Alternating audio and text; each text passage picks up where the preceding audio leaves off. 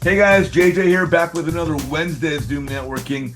And boy, oh boy, do I have a good one for you today. We got a really awesome young man on today. He's going to be talking about connecting and capital raising. And there's nothing more important in the real estate business than raising capital. Um, that's what makes the world go round, as they say. The young man that's going to be speaking to us today is one of highly acclaimed and highly respected members of Pace Morby Step 2 community. I've heard his name mentioned time and time again by Pace on stage saying, this guy, Colin. He, like the rest of us, started out as a student, became an investor, is now a very successful entrepreneur. He's a father, he's a husband, family man, businessman. And more importantly, he's one of the nicest guys I've ever had the pleasure to talk to. I'd like to introduce my good friend, Mr. Colin Yeap. Colin, how are you? I'm good, JJ. Thanks for having me. First of all, I want to thank you so much for inviting me on to the stage. And I appreciate everything that you do and everybody that you helped. And definitely kudos to you and what you've accomplished so far. So thank you so much for having me.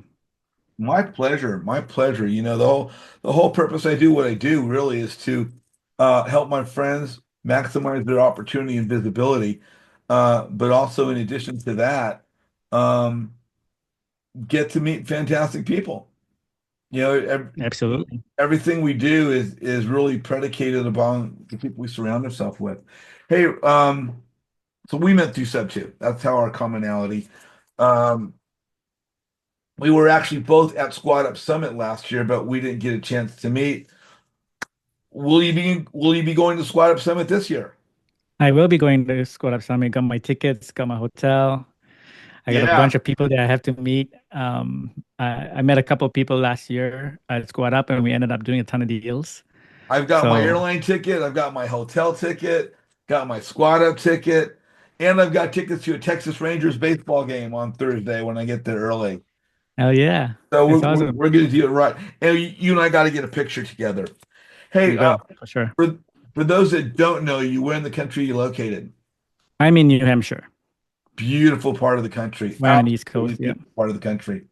So let me ask you, we're in real estate. Everybody on the call is about, there's 50 of us on the call right now. Phenomenal number. Um, we all started at a different time. You know, with you growing up as a kid through high school, getting into college, say your late teens, was dad a contractor? Was mom an agent? Was real estate on the landscape for you? Absolutely not. Eh, My dad was in IT. My mom was a stay-at-home mom, and I grew up in a place where went to school, did my college, ended up doing chemical engineering, and did my master's, and then I ended up I was actually in England, and then I came here in 2009. I grew up in Singapore, and I came here in 2009. And I was in pharmaceutical. I've been in pharmaceutical since 2004. So about 20 years, 21 years in pharma. And I'm still doing the pharma thing. I actually I oversee the quality department head, and we manage 5 departments, 40 plus people. So I have a wow. full-time W-2 job, right? And you're doing And real estate. And you're doing yeah, real estate. so before this, I was nowhere near doing anything with real estate. So I came in pretty much with zero experience. So that was a challenge, for sure. Very, very good education. So those people that are trying to start out, and I started out late. I'm actually in my 40s, close to mid 40s. But I started out late, right? And I didn't have any experience with real estate. I um, I jumped in. I jumped in because I felt like, I have 2 kids. I got a wife that stay at home, and I realized that if something happened to me, I wouldn't be able to support them. Things would probably not go so well, right? So I was like, hey, what do I do? So I looked up YouTube, trying to figure out what I was going to do. Stumbled upon Bigger Pockets and went down that rabbit hole. And then I stumbled upon Pace, and then I watched countless hours. Like I think like everybody here, right? Did countless hours of watching, educating, and then I decided to try and attempt it myself, and I couldn't get anywhere for like 10 months. Right? I was trying to do it myself, and when I stumbled upon Pace, I actually started saying to myself, how do I get into this community? How do I actually network? How do I actually do a deal? All right. And the first thing I did was reach out to somebody in the free Facebook group and said, who are my leaders? Who are the people in this area in New Hampshire? And actually got started and did my first deal outside the community. And I was blown away because people were actually willing to help you in a way, because when I was trying to do my own deal, everybody was in for themselves, Yeah. right? But being in the community was a game changer. Everybody was helping each other out. I met my best friends, right? But just trying to get started was tough. But I had to take that leap, going, Yeah. jumping in, right? So it's so important to actually, take your first step. And for those that are struggling and saying, "Hey, I've got a full-time W-2," it's really looking at what you have and how solved do you want it solved. So I my full-time W-2 is from like, 8 o'clock in the morning till 5 in the afternoon or evening. I drive an hour to work, I drive an hour back, right? And I'm taking my kids. I'm, making dinner, putting them to bed, and then I'm doing my real estate stuff early in the morning. I'm doing my real estate stuff, doing my lunch breaks. I'm doing my real estate, doing my bathroom breaks, There you and go. There you go. doing my real estate stuff in the evenings till, midnight, 1 o'clock, that kind of So deal. let me ask you, you're recognized now as someone who is done the right thing. Pace has recognized you on stage. It's brought up last year in front of thousands of people. Um, what's the hardest thing in the beginning? Is it the work or is it building the relationships? The hardest part was actually out. It was fear, a fear of meeting people, fear of not being able to give value to people, and then not taking the action to jump in and reach out. It took me Yeah. a really, really, really long time to reach out to somebody I hear that all the and time. make friends. And I was doing everything by myself. I wasn't making friends. I was going to work, coming home, family kind of deal. And then I was like, this is so hard. What do I say to somebody? What do I do? Uh-huh. What do I, yeah, Right? how do What we, do I say? Like, who's gonna want to talk to me? I've got no experience. yeah, I have no experience. I don't know anything. How am I going to be visible? How am I going to create relationships? How am I going to let people know who I am? Those are all totally awesome points that we need to address. Hey, so your topic today is connecting and capital raising. So Right. let's jump on into that. Where do you want to start? Well, I can start with, how I actually got from being zero, right, to building the connections, to Okay. actually building a business around connecting. So for those that don't know who I am and what I do, maybe I do a quick intro of what business do I have right now, right? Yeah. What have I been doing in the last year and a half? So I started in August 2023 as a gator.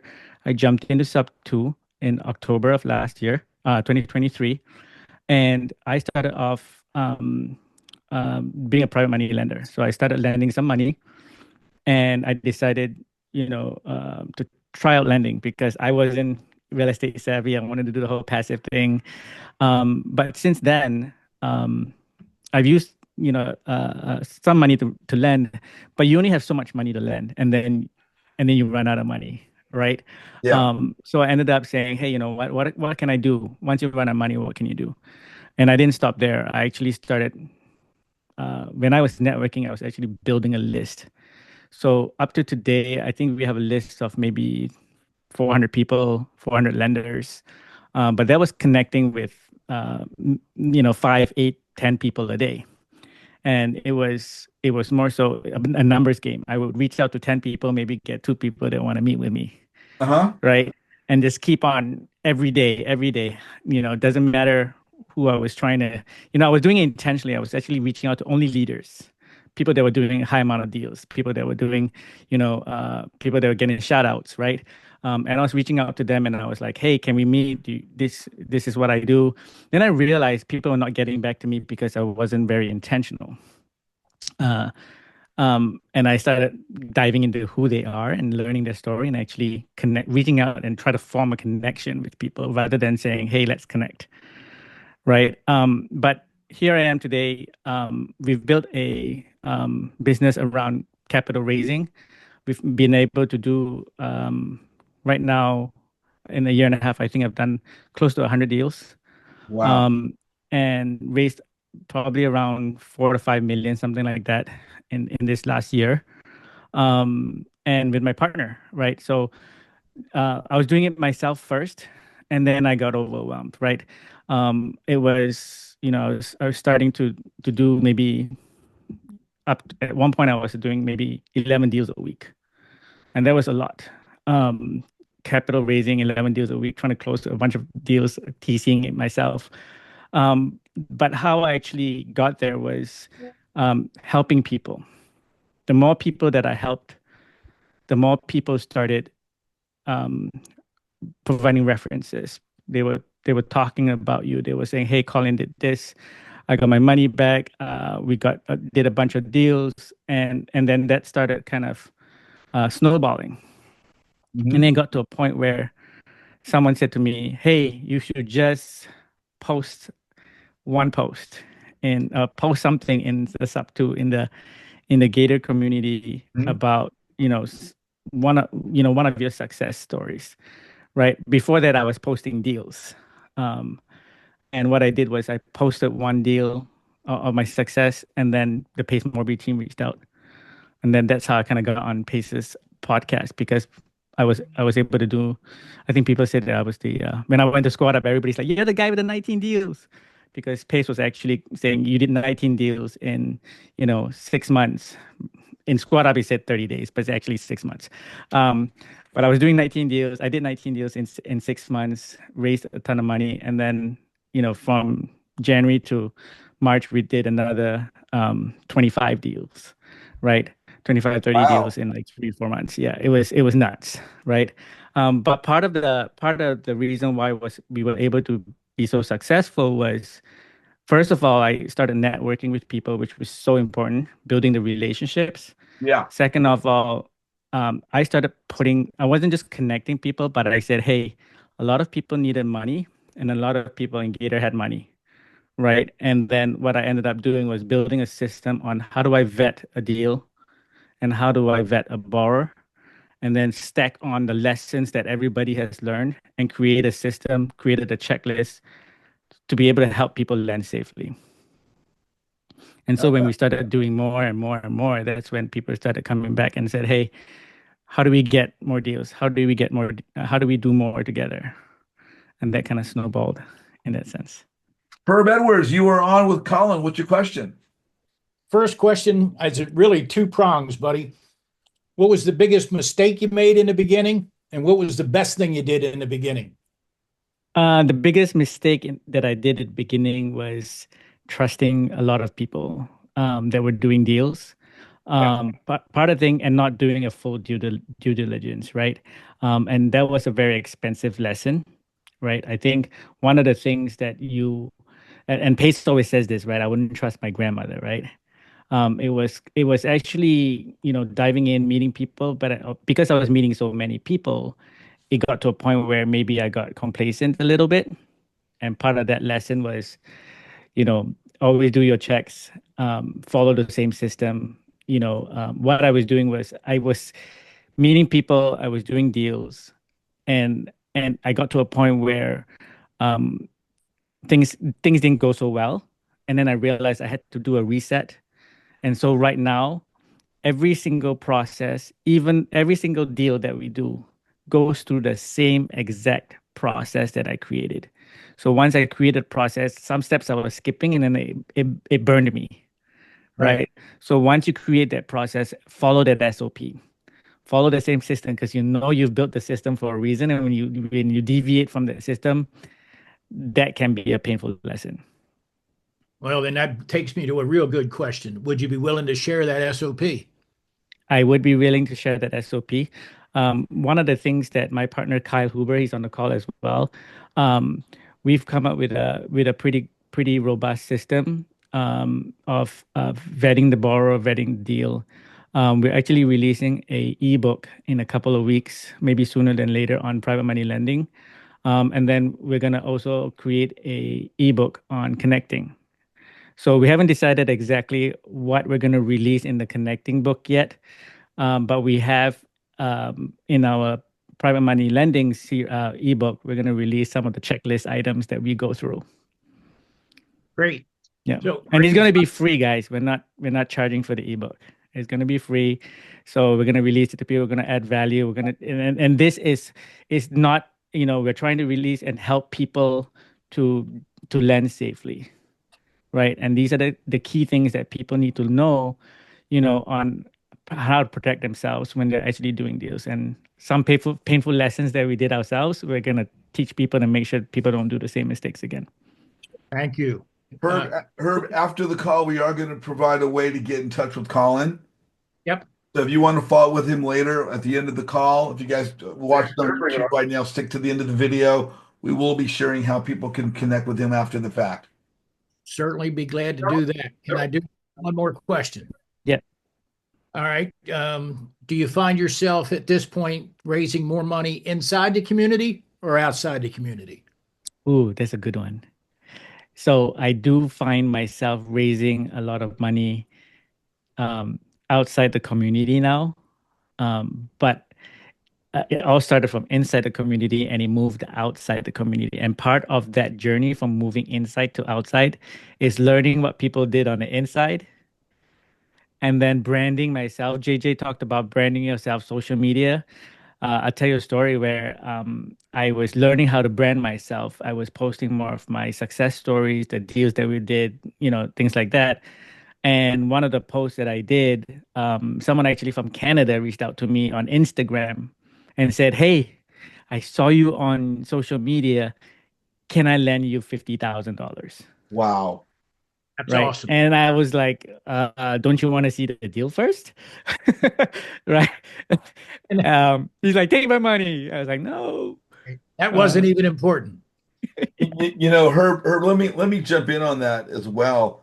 One of the things Pace says to us frequently, he's said it from the time that I began, was, we have a phenomenal community, but he will also say, look to take your creative finance knowledge outside of the community and help others, find other people. And that's when the networking comes in really importantly, because how do you screen people?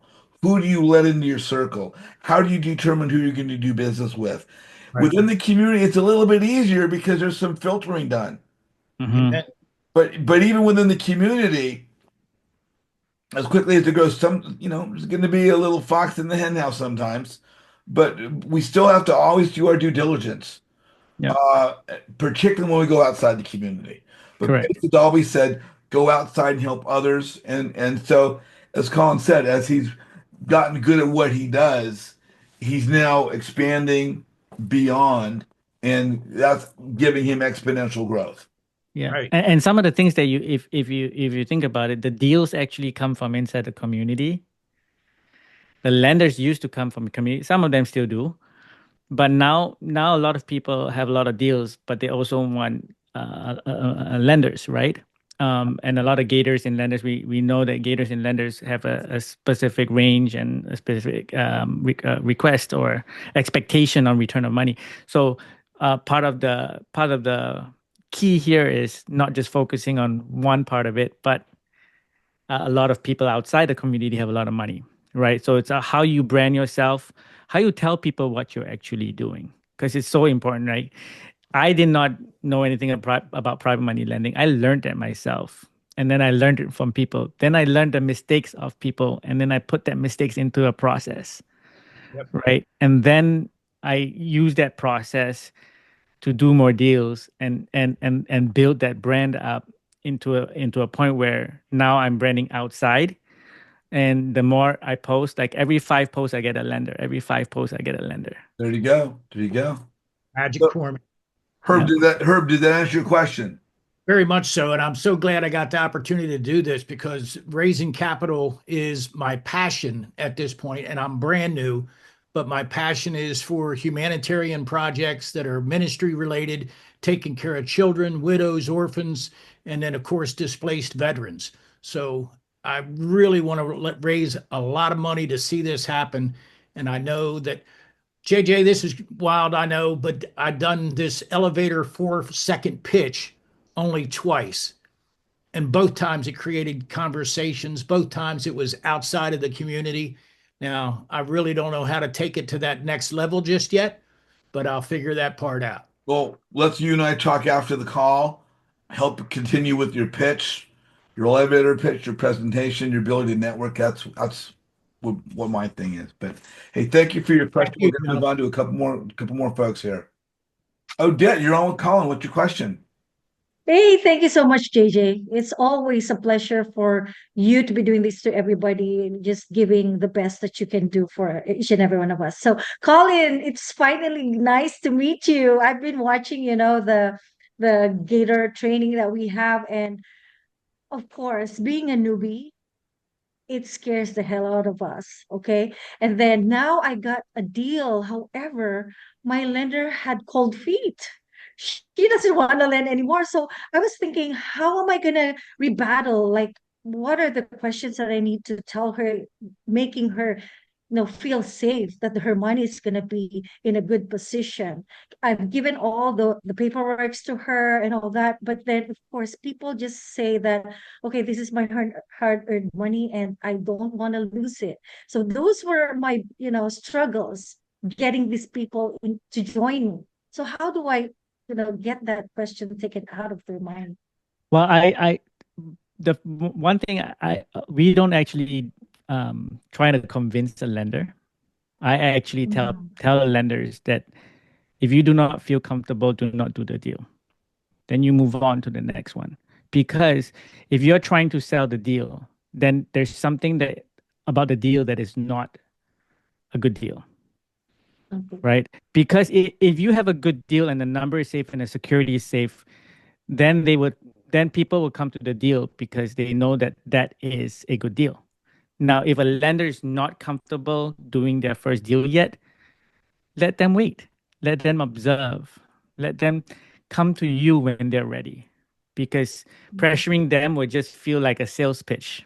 If you've been to a car sales, right? Trying to buy a car, they try to sell the deal to you all the time. They try to sell you the car, right? We're here to build relationships. If you start pressuring people, what is your perception when you walk into this and when you try to buy a car? Oh my God, I'm gonna be here for like 5 hours because this guy's gonna try and sell me a car, right? Exactly. I'm gonna be super pissed off. I'm like, just stop talking to me. I'll decide when I'm ready. But when you're ready to buy a car, you're going in there. It's like, I want that one. I'm good to go. Just get me the For paperwork, sure. Yeah, right? So for don't sure. try to sell the deal to somebody. Let them be ready. Show them what your processes are. Show them what the deal is. Get a good deal for them to be able to come back to you and say, I'm ready now. So I would never sell a deal to somebody when they're not ready. Does that make That's sense? good to know. But you can Yes, find yes, another yes. lender if you believe that the Right. deal is good. You can always or that if you want to let us know what the deal is, we can underwrite it for you as well and tell you Oh, what are thank the you. what is the deal breakdown, and I will tell Mhm. you why or why not someone may not be comfortable, or I can tell you, hey, this is a good deal. Let me find somebody for you, Well, that's nice. right? And we Thank will you help so you much, find Colin. somebody. Yes, Okay. I'm looking Um, forward to working with you too. yeah, reach out to me after this call, or yeah, Yeah. I'll give you my link. I send it in the contact here. But we also have a website that you can go to. It's vettedinvestments.com. You can go there, submit your deal. If you're a borrower, you can submit your deal. If you're a lender and you want to get on lenders list, you can submit your information there as well, and then we'll send you deals on our mailing list. Oh my God. Only the best. See, everyone, look at what JJ is doing for each and every one of us. This is a gold Right. mine. Thank you so much, Colin. Thank you, Absolutely. And JJ. let's say, for example, that your deal may not be a private money lending deal, and my Mhm. underwriter is actually also a hard money lender, and we deal hard money Mhm. lending. We just acquired a partner with somebody that does hard money lending. We do ground up construction. We do portfolio loans. We do hard refis, Right. DSCRs, everything you name it, and we can be competitive. So we're going to offer a one-stop shop from hard money lending to private money lending. And then our third phase is bringing a buyer to you to buy a deal. So Right. let me know what you need. We'll help you to underwrite it. Our underwriter Definitely. usually get back to you in 24, 48 hours. Thank you so much. Thank you, You got it. JJ. Of You're course. welcome, Odette. Thank you for joining us today.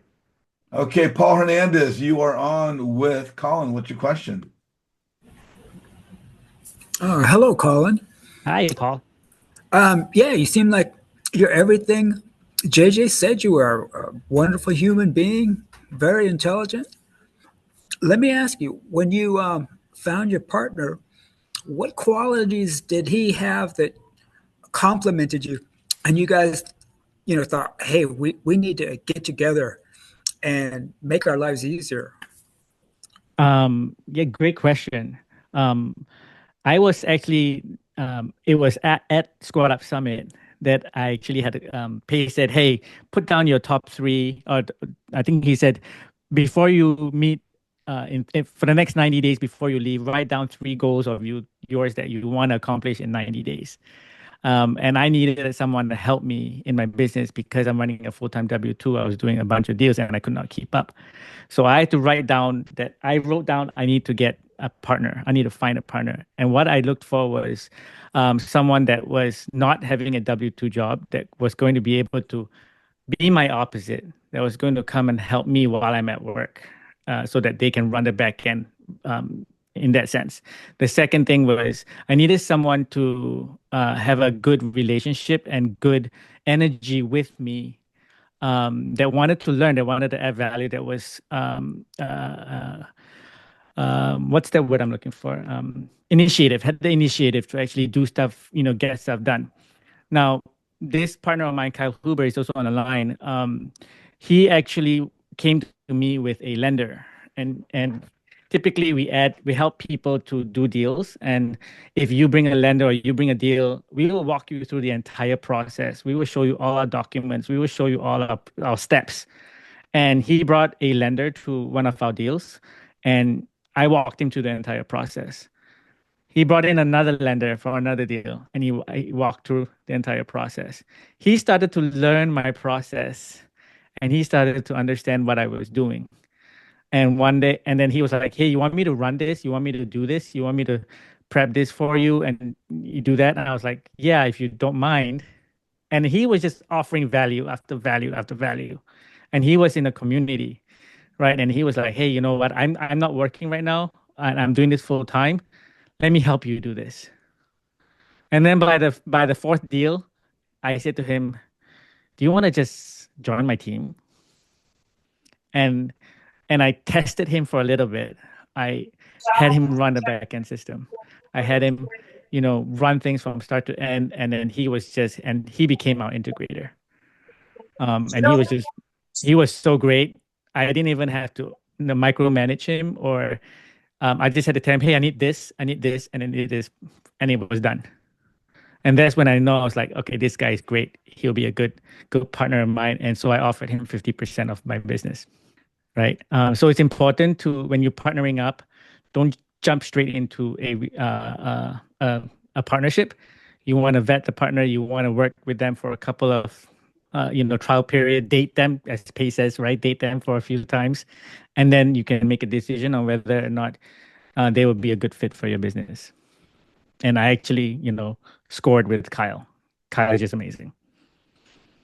And every one of my businesses, I actually, started doing more business acquisition. Not me, but I partnered with Benjamin Huang, who's a business buying acquisition expert. He brought us onto his team as well, and I brought Kyle onto that team. So now we're all partners together, and we're just using our strengths, using our relationship to build. Now we have a landscaping company and a laundromat together, two businesses together, plus our connecting business, capital raising, and private money lending. So we're doing a ton of work together. But that was super critical, is knowing who you're going to partner with, making sure that they, you can, there's no conflict, and do a trial period if you're not sure. Paul, did Paul, did it answer your question, Paul? Oh, more than I could have even thought of asking. That was excellent reply. Because I'm wholesaling, and I find that, well, yeah, I'm educating sellers, but I think I need to start educating buyers to,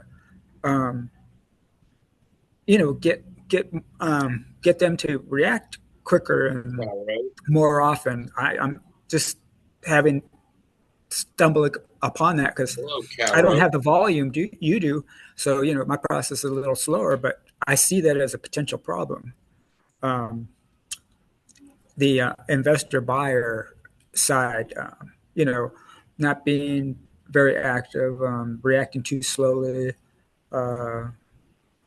So what does Pace teach all the time in terms of when it's on wholesaling, when it's regarding wholesaling? Do you remember? He teaches reverse wholesaling, like the elephant challenge, right? Do you know what reverse wholesaling is? I've heard the expression. You find the buyers before you go find the deals. I applied this exact same theory. I did the elephant challenge 3 times, and I'm not even a wholesaler. And I was like, this is not for me. I cannot do wholesaling.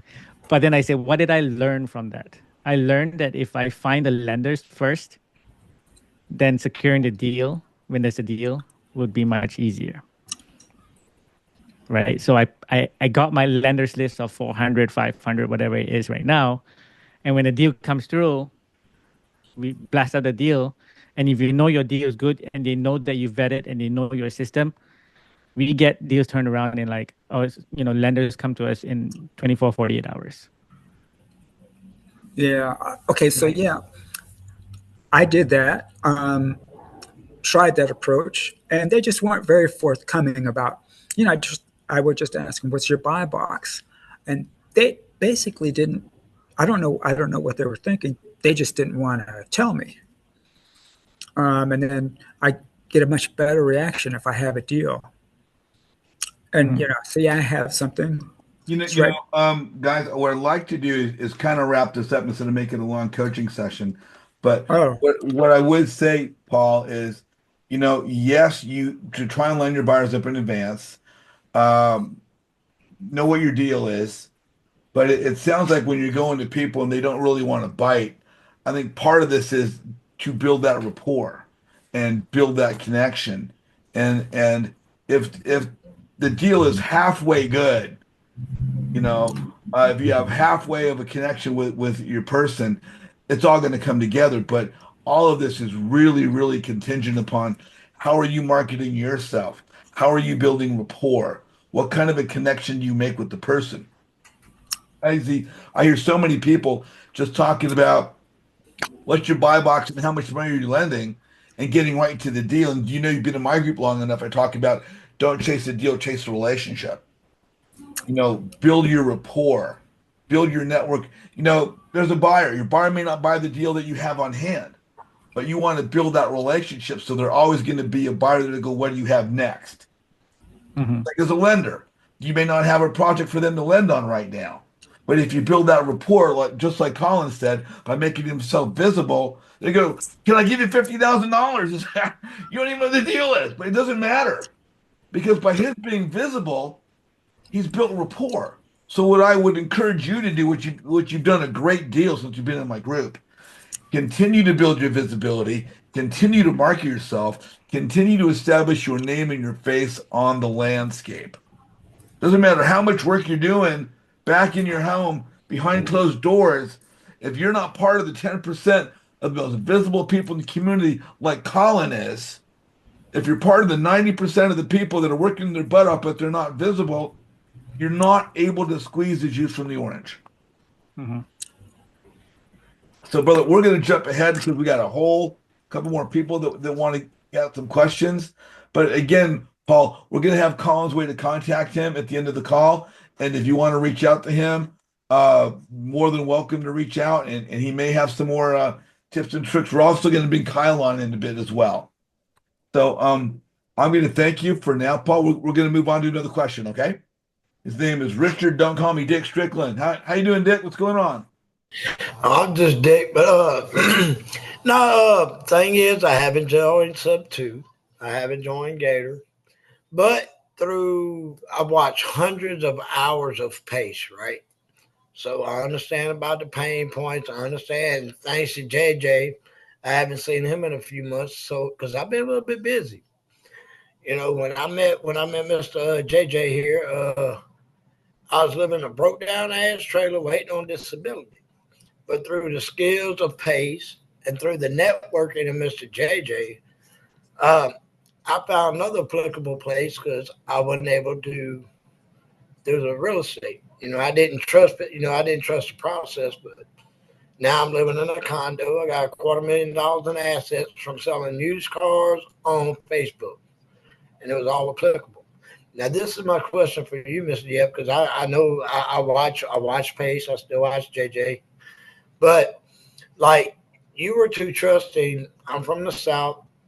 It's everywhere. People try to get over on you. So, you know, at what point, what is the fine medium between not trusting people, you know, because you had a good soul and you were trying to, and just actually vetting people that had deals. So see, like in the car business, you know, I've been doing on Facebook. I found a $20,000 ride. I flip it for 30. You know, none of my money. I'm basically using a Sub 2. It's just for vehicles.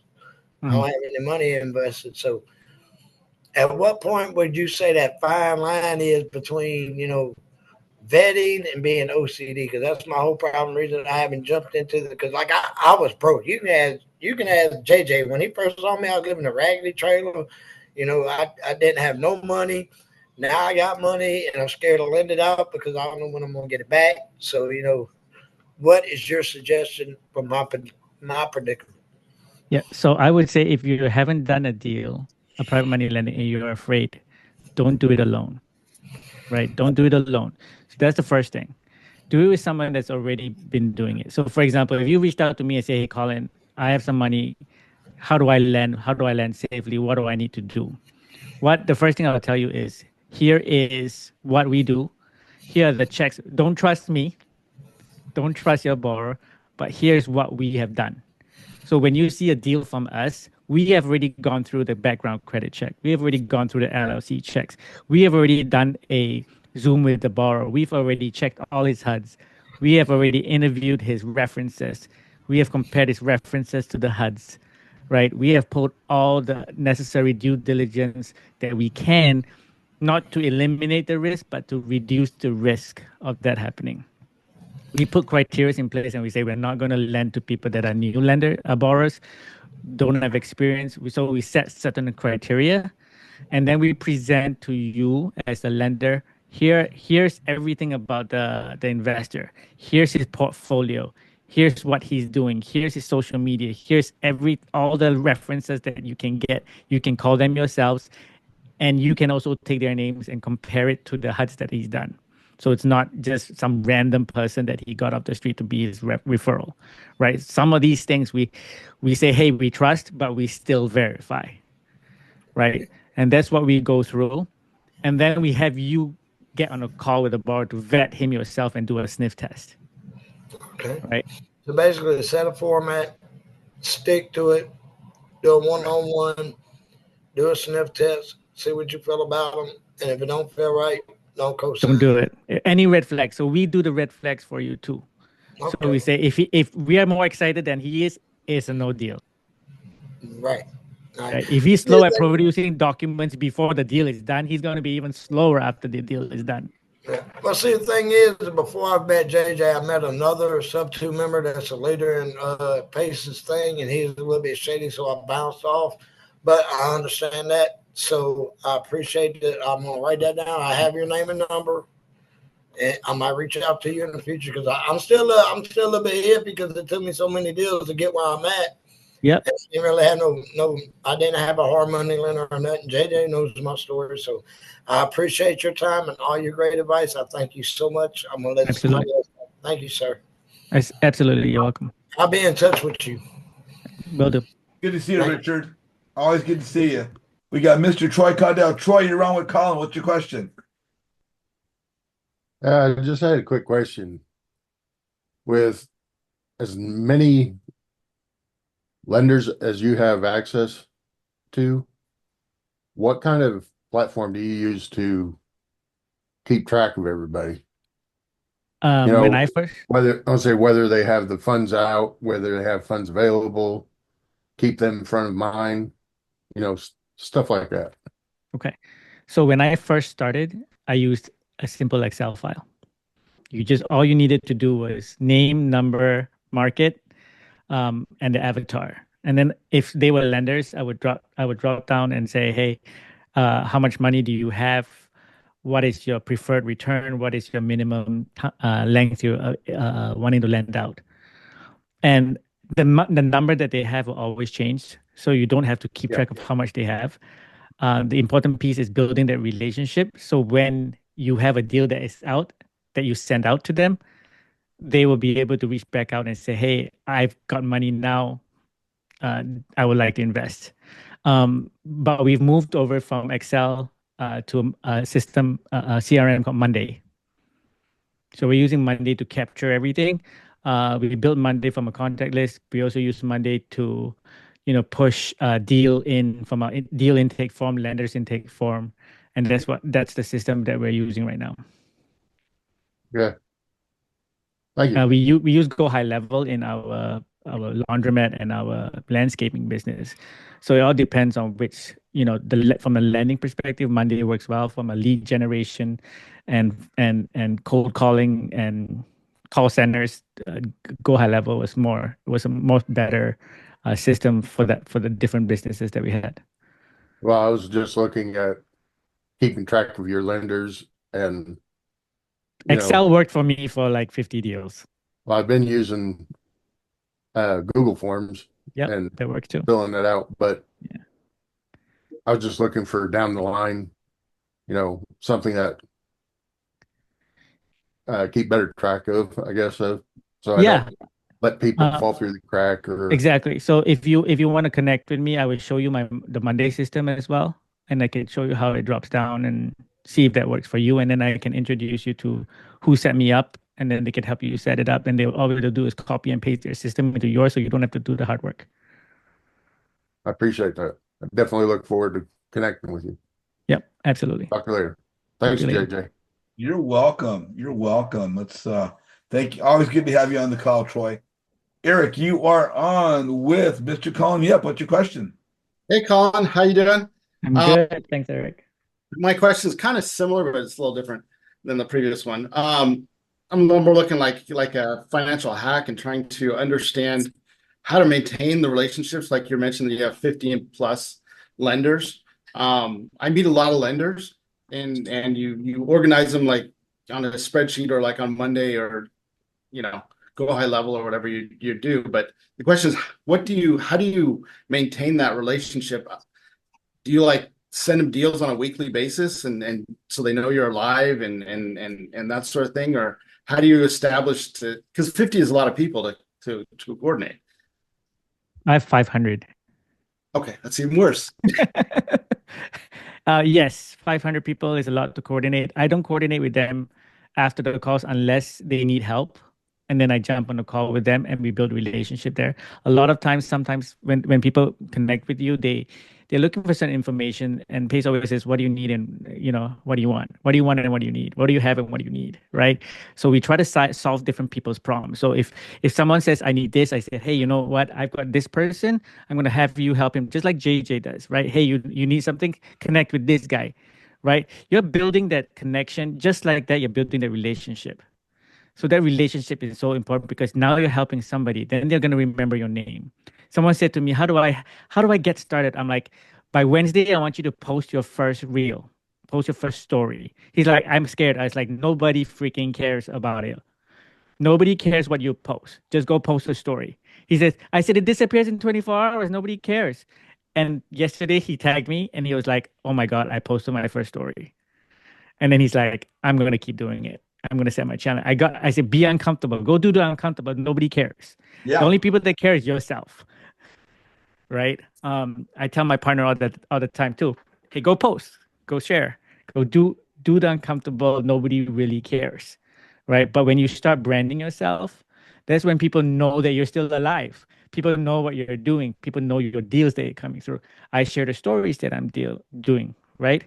And then people from that connected with me 6 months ago say, "Hey, I remember Colin. Hey, I got money now. Let me go reach out to Colin." Right? So it's not about, how do I maintain that? It's how do you brand yourself? How do you get people to remember who you are and know what you're still doing? You know, Does that make sense? Yeah, so you're doing it like through YouTube videos, you're doing it through this, so people get to know who you are without having all these different, 500 different conversations. Correct. It's Right. the many versus, and then it's only one. Okay, that makes sense. Yeah. But the minute you help somebody, they're gonna know your name. Yeah, exactly. Exactly. It's like, you don't talk to lenders for, a few months or whatever. And how do you maintain that relationship and this and that, because their life changes, they move, they all of a sudden, where'd you go? Mhm. And you just talked to them like a week ago, all of a sudden, so it's just interesting, life is that Yeah, way. it's always changing. Lender situations are always changing. Yeah. So there's, it's all timing wise. Eric, let me jump in on that. I reached out to someone the other day, and she came back with, "I see you all the time. I see you all the time." And I talk about it frequently. 90% of the community is invisible. Only 10% is visible. Doesn't mean they're not doing the work. They're not visible. Colin's talking about doing videos, doing stories, doing reels. He's visible, right? You don't need to reach out to people all the time. I try and post as frequently as I can, but if how are you engaging social media? How are you posting? Are you leveraging Facebook's algorithm? Are you being visible? Because you don't market yourself. I'm a lender. I'm a lender. You don't market yourself as a lender. You market yourself as Eric Brent. People need to know your name. They need to know your name. They need to know your face. You need to be visible. If you're not visible, you're invisible, and your opportunities for business, much less assistance, are going to walk right on by. If you're not visible, opportunities are going to walk right on by. So I would tell you, let's you and I get back on a call, brother. Let's you and I reconnect again. Let me help you tweak your social media presence. Let me help you tweak your strategy for how you're being visible. And let's get you you got the 10X hat. Let's get you into the top 10% of the most visible people in the community. Sounds good to me. I'll sign up. There you go. Yeah, yeah, brother. Just, if I may already have your number. Text me right now. By texting me right now, you're being visible again. You need to step to the forefront. Mr. Damian Michalowski. Oh my gosh, I love you, brother. How are you? Geez, I'm doing great. I'm doing great. How you doing? That was such a nice intro. You're one of my favorite people. Hey, welcome to the call. Welcome back. You're Yeah, on with thank you. Colin. What's your Been a question? while. Yeah. Yeah. It's funny about being visible too. Is like I do for the last 3 years, 4 years, I've been doing like Zooms on private money lending, and every time I do a Zoom, I get more lenders. The crazy thing is we have like a ton of lenders, like and we sort of as part of our TC business, we say like, hey, if you have a deal and you're looking for a lender, we'll send it out to this anonymous list, but we don't capitalize on it. We just have it as an add-on to our business. So one of my questions for you is, I said one day we'll capitalize on it, but one of my questions to you is like, how are you getting your fees? Like, is a loan origination fee points, some kind of connector fee? Um, and second part of the question too is are you holding all the notes yourself? Are you selling them off right away, or how do you work that? So I guess it's a two part question. Yeah. So I don't hold any of the notes they were connecting, right? So if I capital raise where between a borrower and a lender. The note itself is between them, and it gets, obviously that's the promissory note or the deed of trust in that's recorded. I can't touch any of that because I'm essentially the middleman, right? But we do get a connector fee for this. Now the connector fee is always coming from the borrowers. It's never coming in from the lenders. right? So when we do a deal, connecting deal, the borrower will agree up front what the fee is, and it could range. The fee is, based for us, it's based on the amount lended, but also it also depends on the borrower, and sometimes we arbitrage the rate. So if someone says, "Hey, I can do 15%," and if I find an 8% lender, we make the 7%. Right. And then there's one where we have one where we are making 5%, for example, for 3, 4, or 5 years. So every year we get 5% from a, $200,000 deal. Right. So The lender it, pays you from that, the or borrower. oh, so is it like a wrap? You're wrapping it, and No, we're then not even, I'm the you wrap it middleman. up? I'm the middleman. So I'm not even buying it and selling a note. I'm connecting a lender and a borrower together and taking a connector fee. So imagine like a agent. Agent doesn't sell a note, right? A real estate agent, he has a borrower, he's a buyer and a seller, connects in and it takes an agent 3% fee. Exactly the same scenario, but we're essentially connecting the money to the borrower. But we're not licensed, so we're not doing, we have to stay in the deal as a partner, as a JV agreement partnership. So then we list out our terms and agreements and our relationship and our responsibilities in the JV agreement. So we're considered JV partners, but not as owners of, let's say, the deal. So as part of the JV partners, we're taking a fee. So it could be, a $10,000 fee or $20,000 fee or 5,000 or $1,000. Well, it depends on the deal. And that will be documented in the JV agreement and also on the HUD as either a finder's fee or consultation fee. And Origination. then that's gonna originate. We don't call it origination fee because origination fee is more the institutional side. So we call it a lot of it. We call it finder's fee or a consultation fee. Okay. Yeah, Yeah. sounds good. You Well, don't want to get into the brokering term, and then now you're required to be licensed. If that makes sense. oh, but like, yeah, for investors though, you shouldn't need a license for that. Well, if you're Um, brokering a deal and you're oh, wait, taking, actually, let me shut up because it depends on what state. Yeah, correct. because there's some states that you do need a license, like originator's license, debt holder's license, and brokers license for that. Mhm. So let me zip my mouth. But we should get a drink sometime. I grew up in Boston, so Oh, nice. like an hour from you. I go up there all the time. Are you here now? No, I'm in Jersey now. Yeah, I live in Jersey, so but I Yeah. go up all the time. So hit me up when you come up. Let's grab a Absolutely. drink. There you go. Hey, Damien, good to see you, my friend. See you. And hey, let's get you on as a guest speaker now. Now we're in 2025. Let's get you on schedule, okay? All right, sounds good. Can we And by the double way, up with Damien, you should Evelyn? start monetizing your connections. And I know, I know. I can show you how to do it. All right, yeah, we'll talk. We'll talk. Yeah. So hey, Kyle, welcome to the call today, my friend. Thanks for having me, JJ. Oh no, thank you. Thank you for being in my group. Thank you for allowing me to get to know you. Congratulations on partnering up with Colin. That's obviously a huge win for you. How did you guys meet? Kyle, how did you meet Colin? I actually saw Colin on the local Northeast accountability call. So every Thursday we have an accountability call up here in the Northeast, and Colin came on, talked about his connecting business, and I saw the things that you've been saying about him over the past couple of minutes. Just how genuine he is, how nice he is, Yeah. How helpful he is, and I just told myself, I got to connect with this guy. Got on a call with him, and quickly realized that everybody wanted to get on a call with him, and that the only way I was really going to break through was to bring some value. So I just put my head down and started talking to as many people as I could to try and find the value, and that's what brought us together. That's fantastic. Are there any particular, well, and Colin, from your standpoint, as Kyle's come to you, what's some of the things that you've learned from him? A lot of things I've learned from Kyle actually.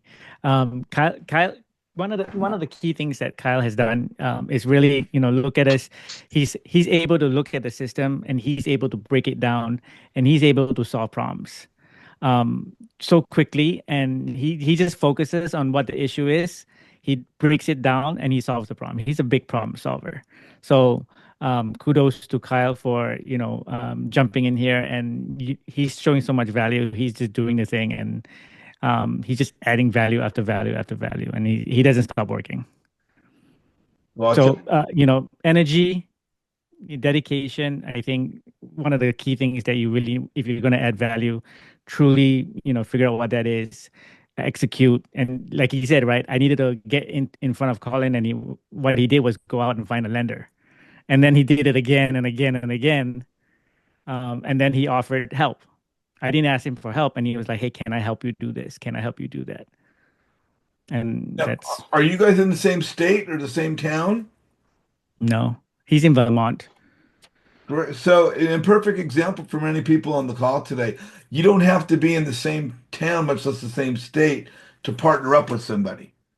Get out of your comfort zone, reach out to other people, see who's successful on the landscape, reach out to them, make yourself known, and you might get lucky and find out the person you're reaching out to is kind and genuine and nice and receptive, and you might reach out to another version of Colin Yeap out there in your part of the country, if not across the country. Hey, Yeah, I mean, all my partners are everywhere. I've got a partner, we've got about 8 properties right now. I got a midterm rental, a long-term rental, a couple of reps, a couple of lease options, right? And all those partners that I'm with are not in New Hampshire, North Carolina, Arizona. Um, I have a couple in Arizona, North Carolina, Texas, Colorado.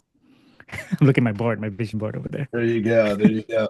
Kyle, thank you for coming on with us today and joining Colin with us. It's good to see you again, Kyle.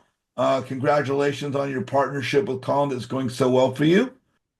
Man, Colin, you just shared so many gold nuggets. You got questions lined up, people taking notes, just a ton of value. And I got a couple questions for you before we wrap up. Have you thought about writing a book yet, or do you have are you coaching at all? Are you taking on people to work in a mentorship capacity, like mentees or anything like that?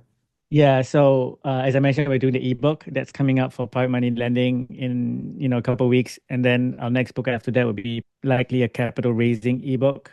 Those, like I said, will be free, and then we're going to start doing some Q&As for people to come in, drop in, and ask questions, and we can educate people on connecting, help people, give people what they need, help them lend safely, help them connect safely. And then also, we haven't talked about doing a course yet, in that Prob- sense. Probably in the future, though. Maybe not, Yeah, this probably in the year, next future. year. Yeah, that's certainly something that we would think about and probably on our radar in the near future. Yeah, no, you just, it's not just the value. I mean, a lot of people bring value. I think what makes you special is your personality, your delivery, the fact that you're genuine, you're friendly, you're supportive, you're encouraging. Everything about you're the complete package, which is why I'm honored to call you my friend. So the two questions I have two last questions for you. If people are watching now on YouTube weeks and months down the line, or many people on the call here today have already asked, if people want to reach out to you after the call's over, whether they're watching live or they're watching on YouTube down the line, what's the best way to reach you? Is it your MySpace page? Is it your website? What's the best way to reach you? So they can reach me at Colin Yeap, on Instagram or Facebook, Colin Yeap.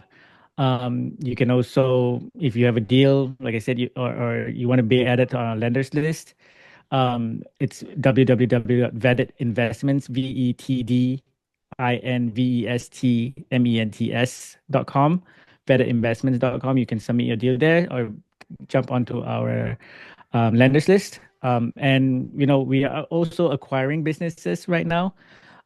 We have a landscaping business and a laundromat. We're planning to pick up 6 more businesses this year. So if you would like to join us as capital partners, we are also taking on capital partners on a list.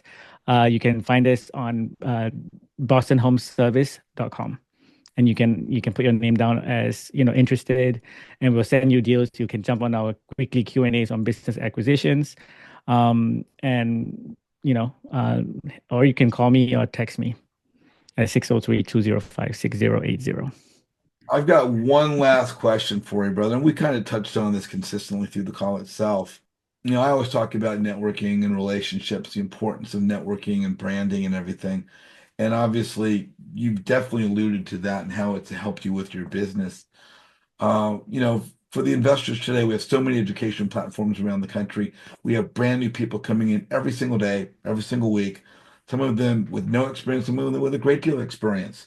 But they're now in a new platform, meaning social media, the internet, using the internet to meet people. A number of people have talked about this today. How important, how crucial is it for the real estate investor of today to utilize, leverage social media for the success of their business? Is it important? Is it crucial? Is it? I would think it's probably the most important thing that you can use, because social media got me into the deal. Got me into the community, got me deals.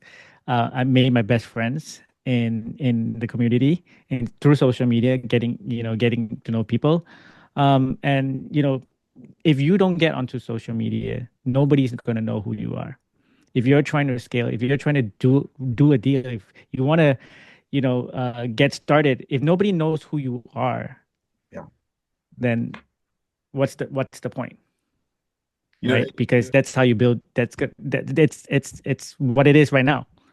Right? Everybody's building their brand. Everybody's jumping into social media. Yeah. What are people doing when you introduce yourself? The first thing while you're talking on the phone, they're probably YouTubing your name or Googling your name and seeing what you look like. What do you do? How do you interact with people? Exactly. Exactly. A couple quotes I use frequently is it's not who you know, but who knows you. That's why we have Yeah. to leverage social media. We don't market our business, we market ourselves. Mhm. And there's a number of other things I talk about, but no, you're dead on base with that. And brother, I just want to thank you so much for being on. The value you brought today was immense. I'm sure people are going to be reaching out to you on Facebook. They'll be reaching out to you on Instagram. Are you doing anything at all on YouTube right now? I just created my channel not too long ago. I started uploading the posts that I'm doing in Instagram into YouTube. Kyle and I, my business partner Kyle Huber, we are setting up a YouTube channel. We're gonna start doing trainings in YouTube and teaching people how to connect safely, lend safely, and then we're gonna start, doing more stuff in YouTube for sure. Yeah, brother, value, value, value. You've been phenomenal.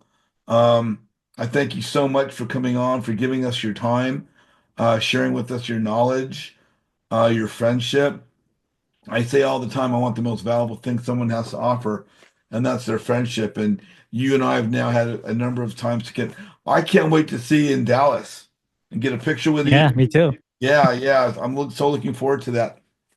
And also staying in the hotel, so we'll be probably have more opportunity to meet, and maybe we could do dinner there as well. Um, Yes. if you guys are watching on YouTube right now, please like Colin's video.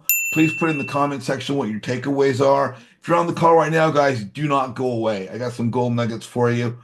Um, and so, Colin, as far as everybody else watching on YouTube right now, we'll see them out in the world of virtual networking, right? That's right.